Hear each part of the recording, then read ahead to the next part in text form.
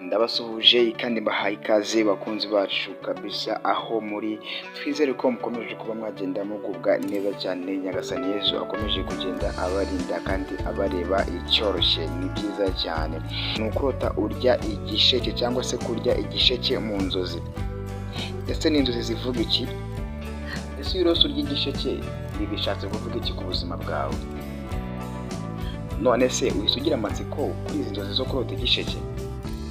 Tegereza gato utungurwe. Mu busanzwe igisheke ni ikiribwa kizwiho kuba gitanga umutobe, kikaryoha cyane kandi kikagira akamaro kenshi kagiye gatandukanye. Mu nzozi igisheke si ikintu gusa, ahubwo ni ikimenyetso cy'ubuzima, ibyishimo, imigisha ndetse n'iterambere. Ni ukuvuga ngo iyo urose urya igisheke, ibi bishobora kugaragaza ko ubuzima bwawe buri mu nzira nziza cyane, cyangwa se hari imigisha iri kuza nko kubona amafaranga, gukira indwara cyangwa se kuba wabona akazi. Yes, tukiri ahangaha rero ndakwibutsa ngo wowe utarakanda subscribe kabisa akanya kabe akangaka, dore ko nta masegonda na make bitwara kuba wakanda subscribe, then ukore share cyangwa se usangize kino kiganiro abashuti bawe bagiye batandukanye. Reka dukomeze rero n'ibisobanuro bigiye bitandukanye cyangwa se ibisobanuro birambuye ku nzozi zo kurota urya igisheke. Ni ukuvuga ngo kuri bino bisobanuro ngiye kuba naguhereza tujye kwifashisha ingingo zigera kuri enye kugira ngo ubashe kugenda usobanukirwa buri kimwe cyose kuri izi nzozi zo kurota urya igisheke. Yes, rero izo ngingo reka mbanze nkunyuriremo, ubundi nyuma tuze kuza dusobanura akantu kandi kuri izi ngingo enye ngiye kuba nakubwira. Ingingo ya mbere ngo kurya igisheke kiryoshye cyane, cyangwa se kurota urya igisheke wumva kiryoshye cyane. Yes, ibyo bifite icyo bisobanuye. Ingingo ya kabiri, kurya igisheke kitarimo umutobe cyangwa se kumva nyine cyumye nta mutobe na muke uri kuba wakumvamo. Ibi nabyo bifite igisobanuro cyabyo kandi gikomeye cyane. Yes, reka tugende tujya ku ngingo ya gatatu, ngo kurya igisheke uri wenyine cyangwa se kurota urya igisheke uri wenyine. Ibi nabyo bifite igisobanuro cyabyo kandi gikomeye cyane, ugomba kuba cyangwa se ukwiriye kuba wamenya muri kano kanya. Iyi ngingo ya kane ari nayo tuza kuba twasorezaho, ngo kurya igisheke uri kumwe n'abandi cyangwa se kugisangira, kurota urya igisheke ubona ugisangira n'abandi. Ibi nabyo bifite igisobanuro gikomeye cyane. Rero reka tugende duhera ku ngingo ya mbere dusobanura akantu kandi kugira ngo ubashe kuba wagenda umenya byinshi kuri zino nzozi zo kurota urya igisheke. Nibutsa ko ari inzozi nziza cyane ariko bitewe n'ukuntu uba wagiye ubirota. Yes, rero iyi ngingo ya mbere ngo kurya igisheke kiryoshye cyangwa se kurota urya igisheke kiryoshye cyane. Aho kurota urya igisheke wumva kiryoshye cyane, ibi bivuze ko uri mu murongo mwiza. Ushobora kuba ugiye kubona umusaruro w'imirimo yawe. Imana ishobora kuba igiye kuba yagusubiza ku byo wagiye uyisaba bigiye bitandukanye.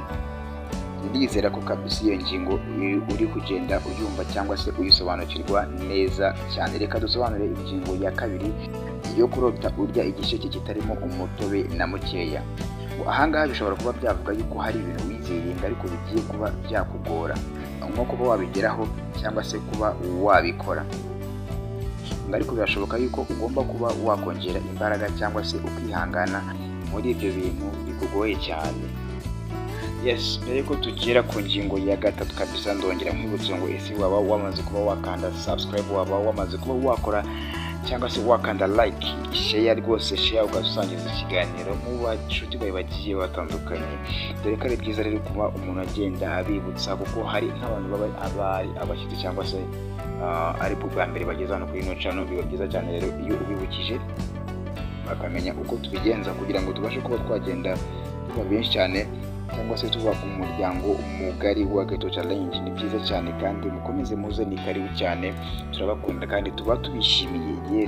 Rero ingingo ya kabiri kabisa isiduha uburenganzira bwo kuba twajya ku ngingo ya gatatu. Wakibaza ngo ese ingingo ya gatatu ishatse kuba yavuga iki? Ngo kurya igisheke uri wenyine. Ibi nabyo bifite igisobanuro gikomeye cyane ngiye kuba nagenda nkubwira. Reka ntangire ntatinze cyane. Ibyo bishatse kuba byasobanura yuko ngo ushobora kuba uri mu rugendo rw'ubuzima rwigenga, ariko nanone bishobora kuba byanavuga yuko ushobora kuba ufite umugisha cyangwa se imigisha uri kuryaho wenyine. ariko mu by'ukuri ukwiye kwiga gusangira n'abandi bagiye batandukanye, cyangwa se ukwiye kwiga gukorera hamwe cyangwa se gusangirira hamwe ibyo wabashije kuba waronka. Nyemerera nkomereze ku ngingo ya 4 ari nayo ya nyuma kabisa, ku ngingo nari nateguye ziza kuba zagira zibafasha kugenda umenya igisobanuro cyangwa se ibisobanuro bigiye bitandukanye kuri izi nzozi zo kurota urya igisheke. Ya rero ingingo ya 4 ari nayo ya nyuma ngo ni ukurota urya igisheke uri kumwe n'abandi. Iki ngiki ni ikimenyetso cy'imibanire myiza cyangwa se amahirwe uri gusangira n'abandi bagiye batandukanye. Ibi ngibi bishobora no kuba ari ikimenyetso cy'ubufatanye buzabyara inyungu mu gihe kiri imbere. Nizere ko rwose ino ngingo ubashije kuba wagenda uyumva neza cyane. Ya rero reka tujye kandi gace keza cyane twumve icyo Bibiliya ivuga kuri izi nzozi cyangwa se icyo ishobora kuba ibivugaho. Mu buryo bwo gutekereza kw'Imana, igisheke ni kimwe mu biribwa bivugwa nk'ibiryo by'icyubahiro. Kurya igisheke mu nzozi bishobora kuba byasobanura yuko hari umugisha w'Imana uri bugufi bwawe cyangwa se umugisha ugiye kuba wakugeraho. Bibiliya iravuga iti, uzarya ibyavuye mu mirimo y'intoki zawe, uzagira umugisha. Zaburi 128 kugeza kuri 2, aho hantu rwose iyo uhasomye ubasha kuba wagenda umenya byinshi kuri izi nzozi turi kugenda tuvugaho cyangwa se turi kugenda dusobanura.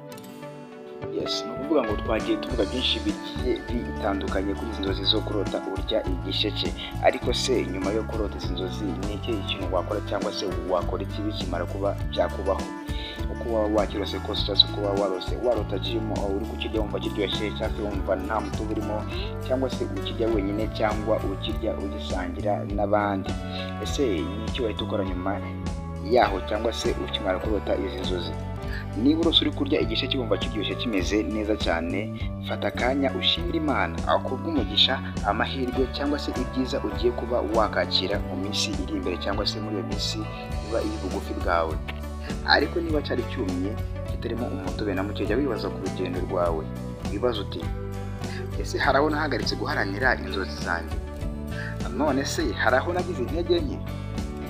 Ubwo rero inama yihuse, shishikarira gusenga, ukore cyane kandi ukomeze kugenda wihangana. Ngenda ngana ku musozo, ndakwibutsa yuko inzozi atari ibintu by'amayobera gusa. Akenshi ni ubutumwa buturutse ku Mana cyangwa se ku mwuka wawe imbere ukubwira uko uhagaze.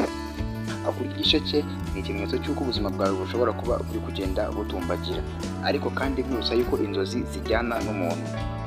Niba hari uko warose ukaba ukeneye yuko mbisobanura byihariye, nyandikira muri comment mbashe kuba nagenda ngufasha umenye buri kimwe cyose, cyangwa se umenye ubutumwa bukugenewe muri izo nzozi wabashije kuba wagenda urota. Yes, rero gukanda subscribe ni ingenzi cyane.